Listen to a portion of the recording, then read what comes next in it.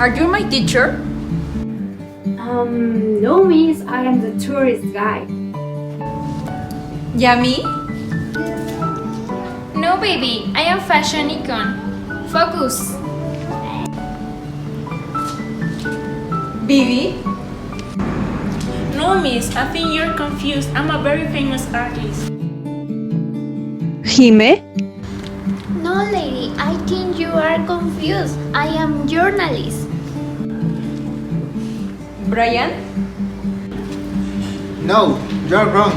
I am Miguel Angel.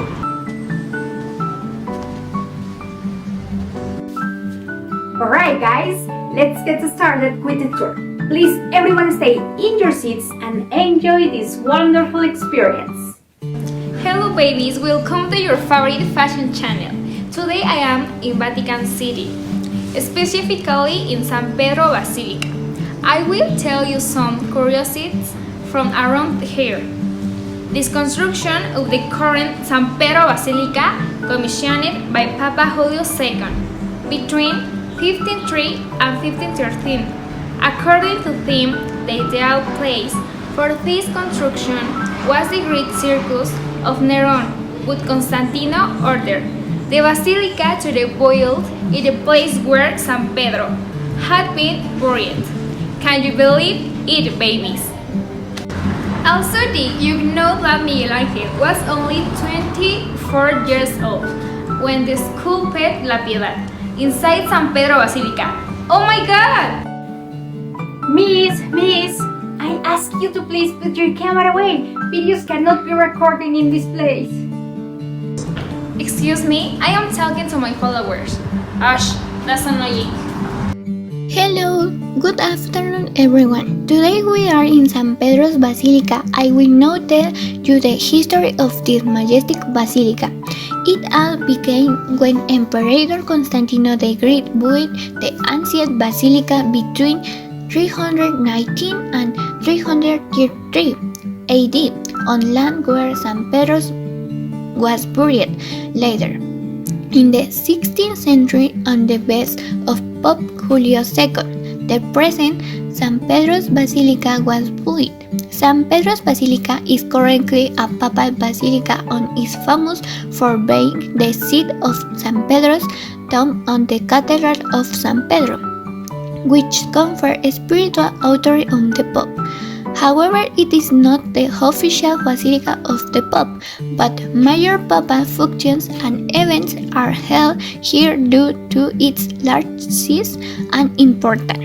San Pedro's Basilica owns many records, including the largest church building in the world, the second highest building in Rome, and the highest dome in the world. Apart from that, it has also been declared a UNESCO World Heritage Site for the work of art and culture in embodies and preserves. I hope you liked the history of San Pedro's Basilica as much as I did. It was a pleasure to be able to tell you a little bit about it. Have a great afternoon and see you in a future report. Back to the studio.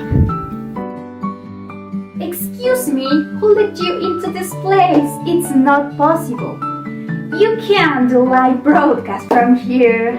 Oh, sorry, miss. I just did my job and I wasn't informed about that. I think it'll go with them. Well, I think we can now continue with the tour.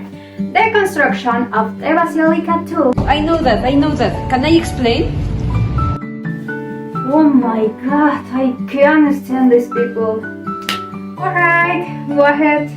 Construction took more than a century. It began when Pope Julio II commissioned a competition to design the largest building. The winner was Donato Bramante, and the first stone was laid in 1506. Series of deaths and personal changes led to the change of architects, where from Bramante to Raphael, and finally Michelangelo in 1547.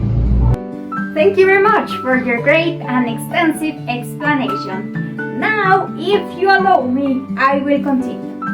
The final dome of The basilica is credited for the brilliance of Michelangelo. Its architecture was based the designs of Bramante, and his façade was designed by Maderno and remains an unforgettable memory for the millions of pilgrims who visit it every year to see the Pope. Thank you, Miss. Now, before you interrupt me again, I will show you the most interesting places in the Basilica in a very quick tour. Equestrian statue of Constantino, bronze doors, the Pietà made by Michelangelo, statue of San Pedro, tomb of San Pedro, interior of the dome, decorated with mosaics, pillars of the relics, monument of Clemente XIII, the chair of San Pedro, monument of Pablo III Fernis, monument of Urbano VIII, monument of Alejandro VIII, and monument of Inocencio VIII. Oh my god, I'm so excited! We have the famous painter Bibi. Can I have your autograph, please? Please say yes, yes? I don't think so, that's not my style, but nice to meet you by the way. It seems that I'm not surrounded by ignorances, and even better, they all have an excellent taste. Believe it or not, all parts of the Basilica were very well thought. The outside part is called the atrium, which is the public part of the Basilica. The inner vestibule is called the narthex, and then follows the central nave, where the faithful congregate. And the side outlets were confessionals, chapels, and baptistery, which is the part where baptisms take place, are usually located. In the apse, the head of the church, in the main altar, which is usually covered by baldachin, a kind of some supported by 4 columns. In some basilicas, such as San Pedro and San Pablo de Extramuros, under the high altar is the tomb of a saint or martyr. At the back of the apse is the throne where the bishop or the pope visit the temple. Hey, thank you for your wonderful information. Very well, guys. To close with a flourish this tour, I have a little surprise for you. Welcome, Michelangelo! Thank you, Vale. Hello, everyone. I'm Michelangelo. I was an Italian sculptor, architect, and painter. I was considered one of the greatest artists in history because of my painting and sculptures. And since I'm a sculptor of this basilica, I'm going to explain the most important facts you should know. This basilica is located in Piazza San Pietro in Vatican City. It was started on April 18, 1506 by Gian Lorenzo, Raphael, and myself, and was completed on November 18, 1626. The final dome of San Pedro's Basilica and the architecture is credited to me, as I based it on the scenes by Bremen. This was built in traditional Renaissance architecture and has been an inspiration for church buildings all over the world. By the way, did you know that I was the one who designed the current uniforms of the Swiss Guard that protects San Pedro's Basilica? Wow, no, I didn't know that. Hey Michelangelo, tell us more about Sistine Chapel. Of course, in the Sistine Chapel, the vault I painted portrays the Genesis stories. The creation, the sins of man, the flood, and the new progeny of Noé who populated the earth. On the other hand, the Last Judgment, perhaps the best known and the most photographed part, represents the return of Jesus Christ to the light. What a great day full of learning. I think it's time to go back to school. Hey Maya, wake up! Here!